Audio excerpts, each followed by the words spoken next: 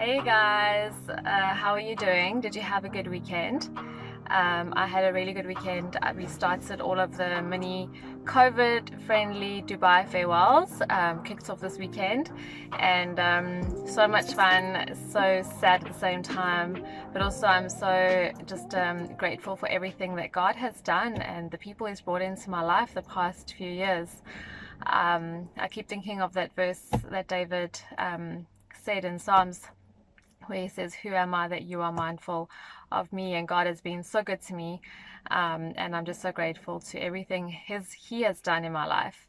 But today, the topic I want to talk about is be still. So the power of stillness. Today, we really struggle to be still, and I'm talking complete stillness from all the noise and everything that's happening around us. Every single day when we wake up, most of us, what we do is we pick up our phones, we check WhatsApp, we check social media, we check email, okay? And for the rest of the day, until we lay our head down, some of you are even doing that at night before you even, switch off to go to bed. You'll have your phone with you, you'll be checking all of these, I don't know how many different platforms we have before you put it down and go to sleep.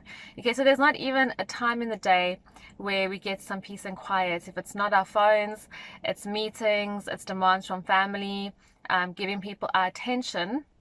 Okay, we hardly have any time for stillness, and in between that, we're trying to connect with God as well. It's really, really difficult. But today, I want to talk about the power of stillness and basing it on the scripture that says, "Be still and know that I am God." I want to challenge all of us to really intentionally practice stillness, and be still in front of God and practice stillness, okay? And the first reason is just a very practical one. It's not like super spiritual. It's just really bad for your mental health. Guys, we can't be connected 24/7 and expect to be mentally healthy. We were never created to do this type of thing. You know that human beings are just trying to push the boundaries that God put in place in our lives. He put something in place that says we have to sleep for a certain amount of time to stay healthy and strong and focused, okay? We try and push past that. We don't want to do it. We want to push ourselves harder, yeah? God expects us to take time out to spend with Him, to connect with Him, and then that's the time you can really just be still in the presence of God. But we try and push past that, do as little as we have to, because the world is dictating a kind of lifestyle, a kind of way of living, and we feel pressured to do that. And it's really difficult. It takes faith to live in the opposite direction. In the last session of our program, we have a session called Upside Down Living, how to live and how we are supposed to live, which is in complete opposition to what the world is telling us or dictating to us in terms of how we must live. But that is true living. That is true living. The way we're living like this today, the way we connected, switched on all the time, it's so unhealthy. It's no wonder people are struggling so much mentally. Okay. The second thing is you need to have times of stillness to get to know God. You may be a Christian in name, but not in relationship. Yeah. If we had to really see what your relationship with God is like, that would tell us a lot about your life, because out of that flows, your life flows out of that.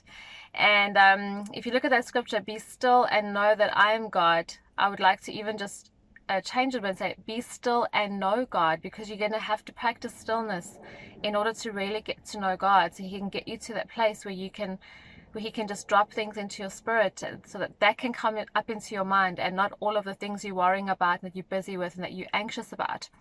In our second session, we do something called the 5-5-5, and in the last 5 minutes, we get you to practice stillness in front of God. And by practicing this, it is very hard to do because we're not used to doing it. By practicing this in the presence of God, we open ourselves up to be able to hear what He's saying to us. Yeah, and it just brings clarity to everything. Sometimes you need to block out the noise, yeah, and focus on what's important, and you get that clarity, yeah, that peace. You know what to focus on, yeah. And so the next thing I want to say about it is it's a step of faith. You know what? That we do not have faith in God for just a few minutes to disconnect from everything and be still. Yeah, because when we're saying we can't do that, we don't have time to do that, we're saying, "God, I don't trust you with my stuff." Yeah, because you should be able to say, I can disconnect for this period of time. I can be still in front of God, and He's got it covered. I don't have to manage everything 24/7. We are obsessed with controlling things beyond what we can control. We're obsessed with controlling things. And it's faith when you say, I'm going to take some time to be still, and I'm going to spend some time with God. And I'm going to trust that He'll take care of all that stuff. We limit God so much, and we don't realize how big He is. He can sort stuff out. The world is not going to fall apart, okay? People's lives are not going to fall apart. Yeah, God is more than able to take care of that stuff. And actually, when you start taking that time to be still in front of God, that's when things will really start falling into place, okay? And the last thing I want to say about it is it's not just going to happen. You're going to have to be intentional about it. You're going to have to block out space, time, location, whatever it is, to disconnect and just block up the noise. Yeah, it could be in a park somewhere. It could be a place in your house. And guys, it doesn't help to go and have some time of stillness with your phone beeping next to you. Yeah, switch it off or put it on flight mode. But we are addicted to these things. Honestly, it's not healthy. Okay, put it next to you, switch it off, and be still. Yeah, and you know what? After a period of time, you're going to find that peace. Because you know, when you're still in the presence of God. Now, I'm not saying just being still for emptying your mind. That's not what I'm saying. I'm saying be still. Take some time, you know, to spend time with God. Just be still in His presence. Just focus on Him, and suddenly that time becomes powerful. Suddenly you get a refreshment that you can't just get easily, right? Most people have to pay for expensive holidays to get that type of peace and refreshment. You can get that in the presence of God in a few minutes, literally. And like I said, it's just so unhealthy how we're living, guys. We have to change. We have to understand the intention of the way God we need to understand the way God intended us to live. He intended us to live in a certain way. Yeah, He put certain physical laws and boundaries for our bodies in terms of sleeping and rest and focus and stillness. And it is scientifically, clinically, whatever, proven that when you sleep properly and you rest properly, you're more productive. When you're buzzing all the time and your mind is all over the place, you can't focus properly on things. You really have to disconnect. Yeah, you really need to connect with God.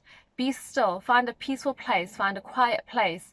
Be intentional about blocking things that will, be intentional about blocking things out that can distract you. Yeah, and really give your time to God. I want to challenge you. How are you going to do this over the next days, weeks, and months? How are you going to be still? How are you going to practice stillness? Because it's going to be something that's powerful, okay? It's powerful doing that just for health benefits. But when you do it with God, it is transformational, okay? And that's what we are here. That's what we're about at Jrev. We're about transformation into the way God intended us to be. Okay, so guys, that's it from me today. Thank you so much for listening. I will see you soon. God bless.